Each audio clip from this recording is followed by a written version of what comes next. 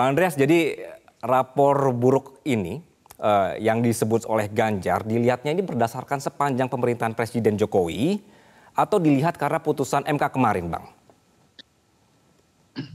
Ya, saya kira kemarin pertanyaan saya perhatikan di video itu kan artinya ini di salah satu momen diskusi yang dimana ditanyakan ke Ganjar berkaitan dengan ya masalah hukum di Indonesia, dan saya kira penekanan pada dari Mas Ganjar di situ adalah intervensi, uh, ya menurunnya atau anjloknya penegakan hukum di Indonesia ini sangat erat kaitannya dengan peristiwa-peristiwa yang terkait di belakangan ini, terutama peristiwa di Mahkamah Konstitusi.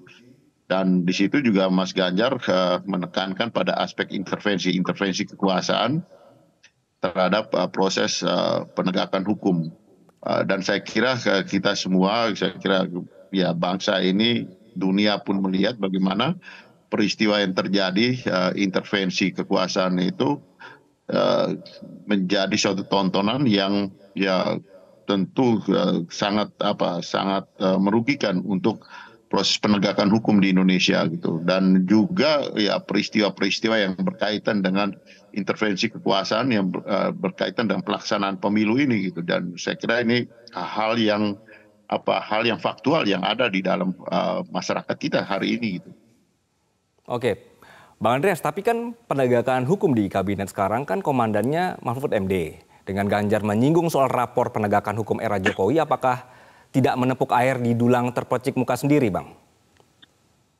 Saya kira Pak Mahfud pun ya memberikan pandangan-pandangan dan kritik yang juga cukup tajam terhadap peristiwa-peristiwa yang terjadi yang berkaitan dengan intervensi kekuasaan ini gitu.